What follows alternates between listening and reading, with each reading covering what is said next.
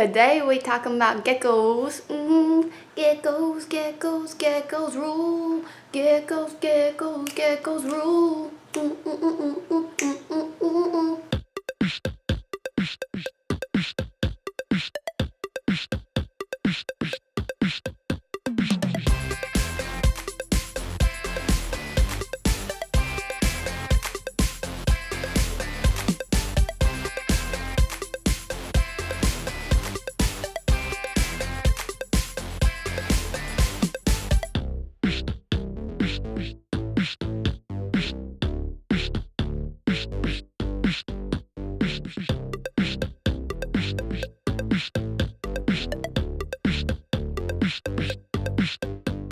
Hey you guys, it's MJ and welcome back to Pet Adventures again.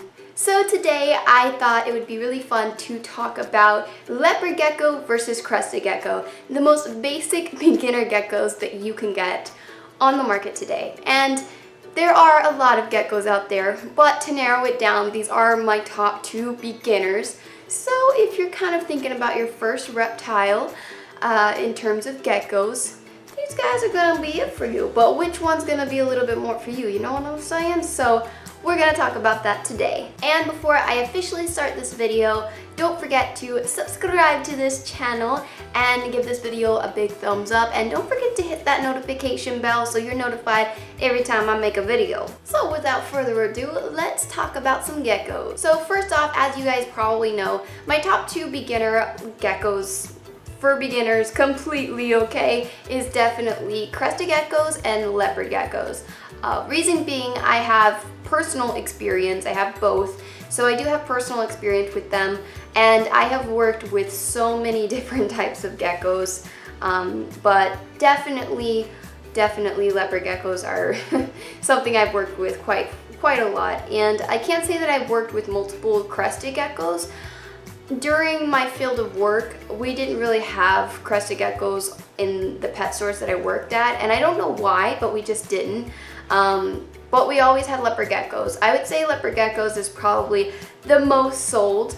I feel like Crested Geckos are a bit underrated because, you know, they're really great little creatures.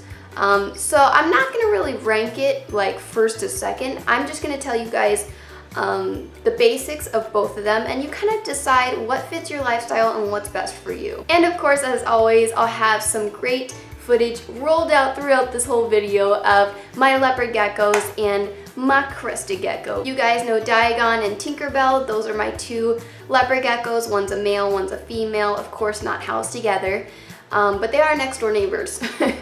And I also have a Crested Gecko named Waffle. You guys love all of them, so yeah, you gonna want to see them. Have you ever noticed that Leopard Geckos kind of make a cute little smiley face all the time?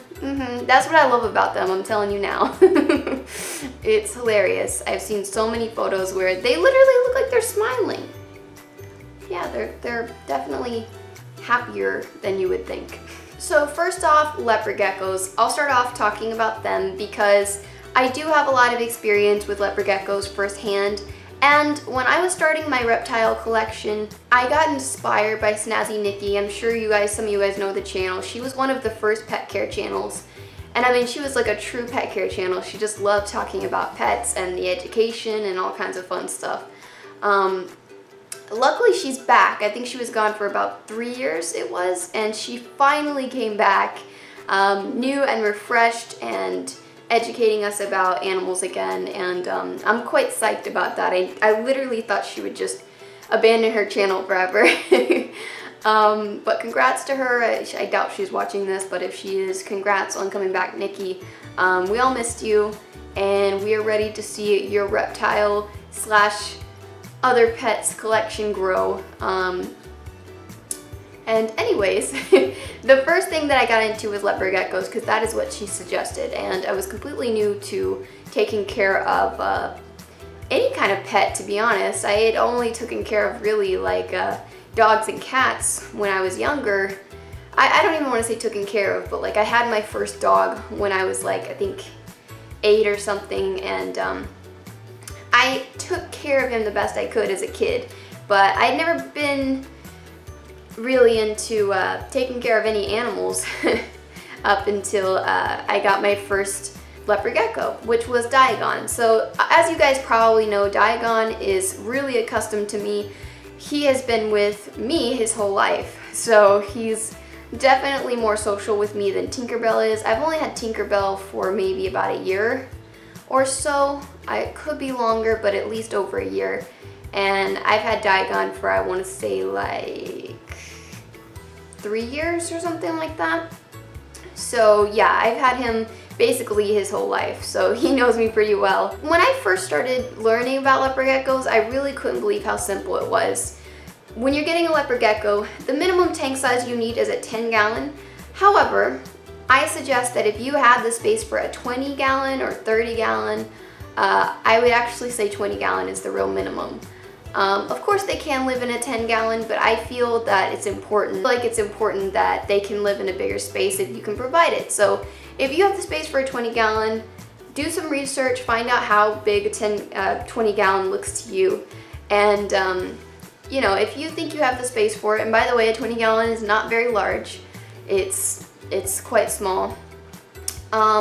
If you have the space for it, please get a 20-gallon, because a lot of people make the mistake of saying like, oh yeah, if you're getting a leopard gecko, you know, just put it in a 10-gallon, it's good to go. And yes, it'll be okay, but I feel like they would just be happier in a 20-gallon.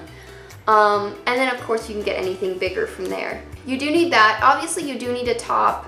On average, like, leopard geckos are not good climbers at all. They're more of like a ground animal. They can't jump high or anything like that, and they don't really climb very well. So you will need a top just because it's safer that way. I don't believe that it's safe to have any kind of tank without a top. Just for extra precaution, you never know what could happen. So a mesh top is what you'll need. And then you'll need a carpet of some sort. You'll need a substrate that has no loose substrate. A lot of people use either like sand or like an eco earth. I try to stay away from anything that they can get into their mouth. You never know, especially sand. Sand can slowly impact them and kill them. And this goes with a lot of not just reptiles, but a lot of animals in general. So you do want to stay away from that. Sorry you guys, I just switched my scenery here a little bit because I had to end up charging my camera, so I'm sorry about that.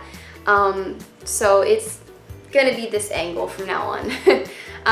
But what I was saying is, you know, you don't need any kind of crazy substrate. You can use paper towel, reptile carpet. I use a reptile carpet that looks like sand.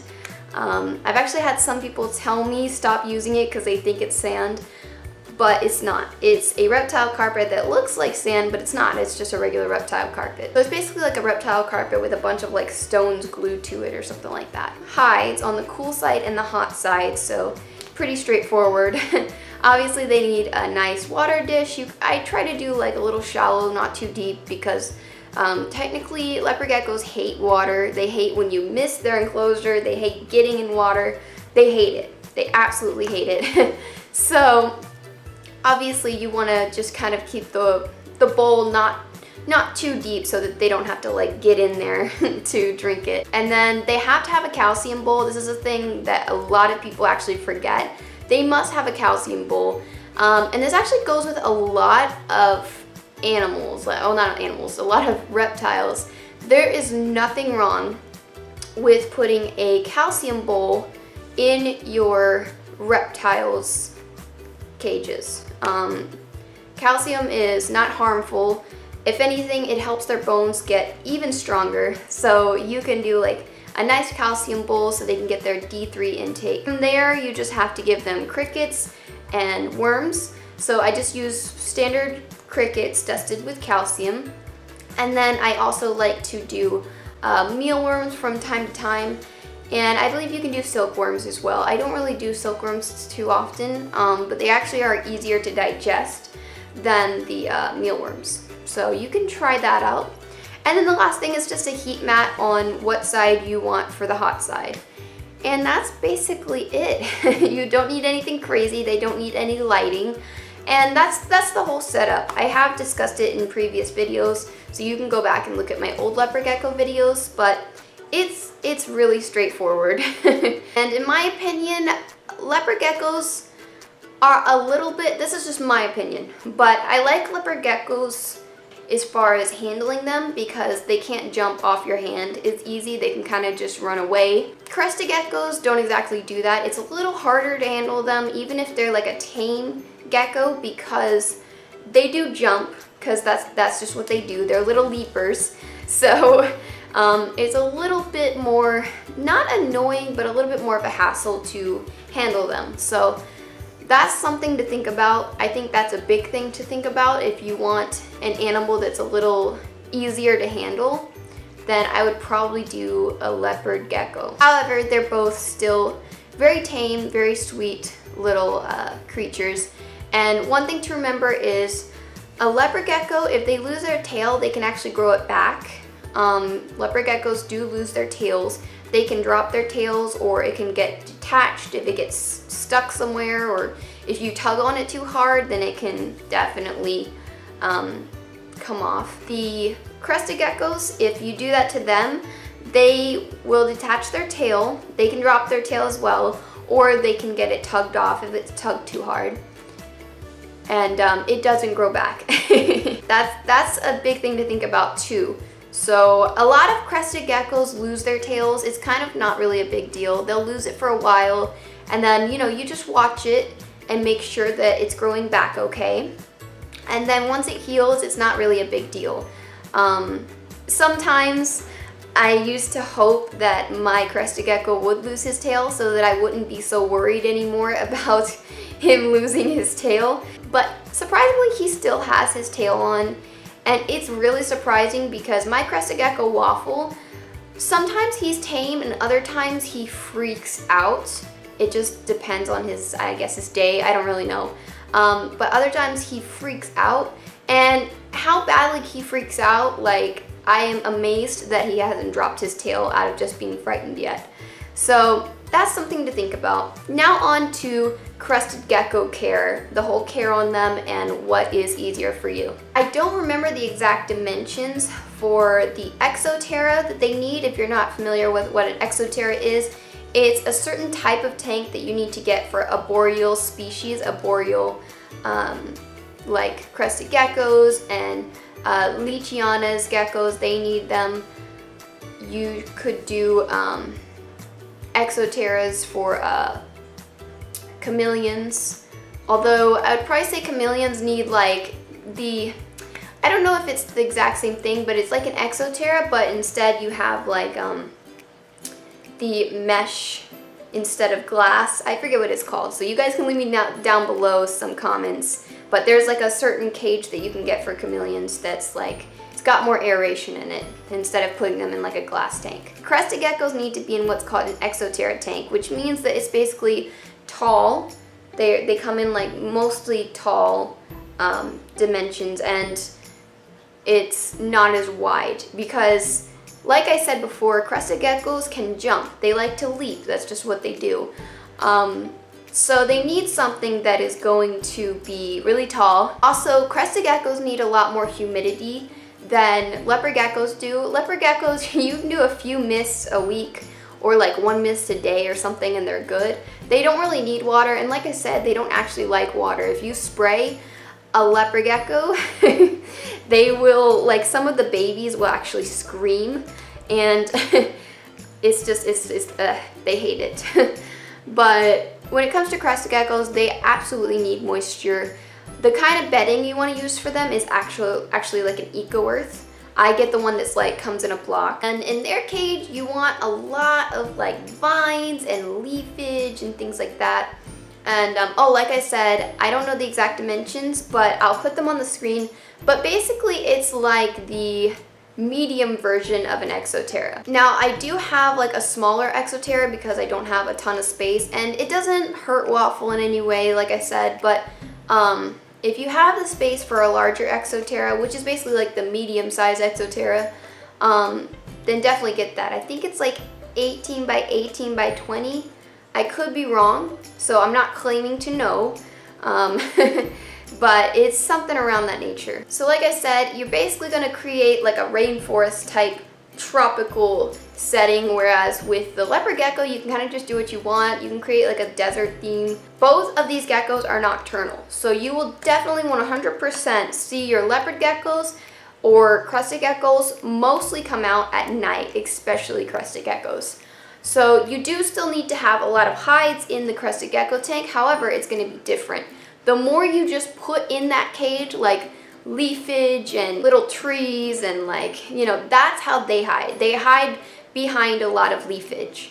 So that's how you give hides to them. Also, like leopard geckos, they do not need a light, and they actually don't need any heat source at all.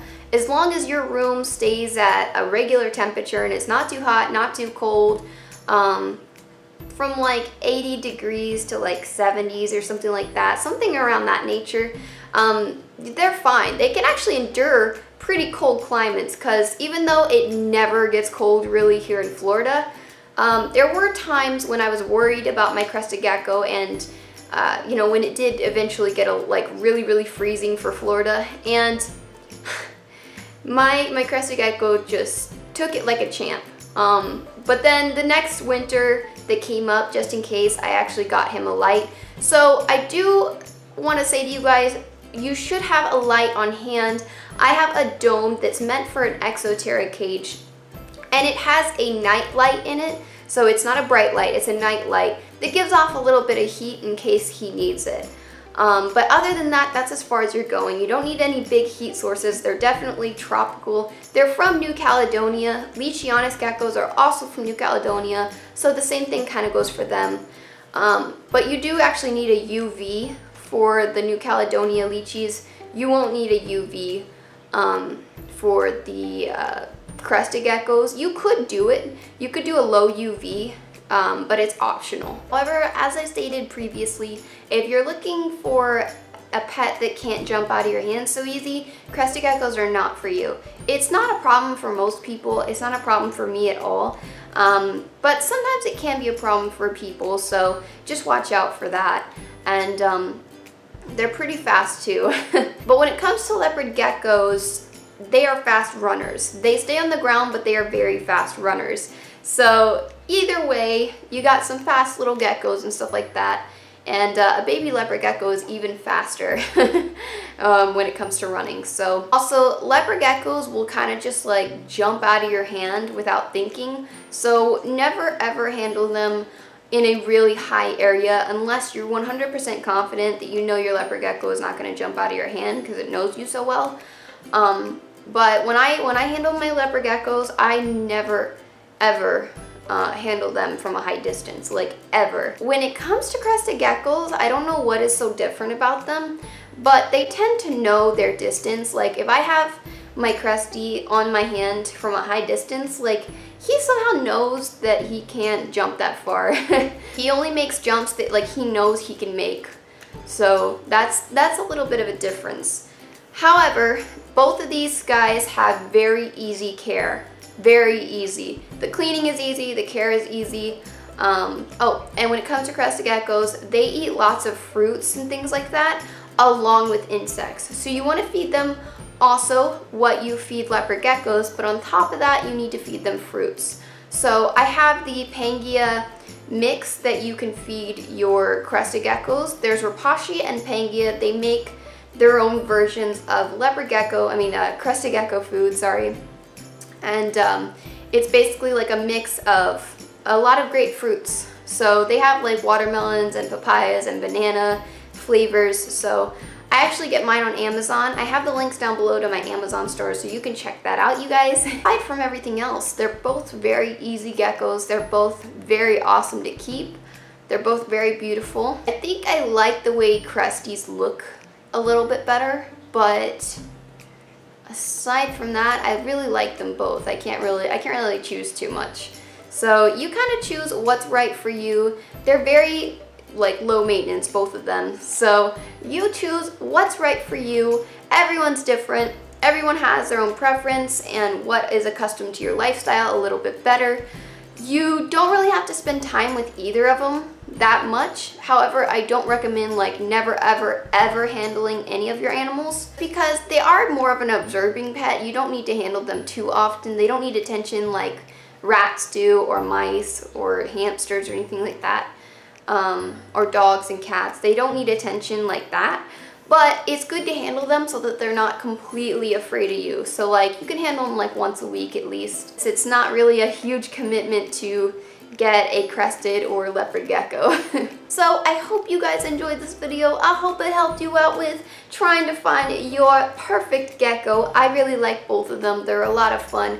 I want to get more cresties and Leos in the future of all kinds of different fun morphs and things like that. So I'll actually be going to my Repticon show the next time my Repticon comes by. I'll be at the Palms Hotel in Fort Lauderdale. If you guys want to meet me there, I'll be at that reptile show.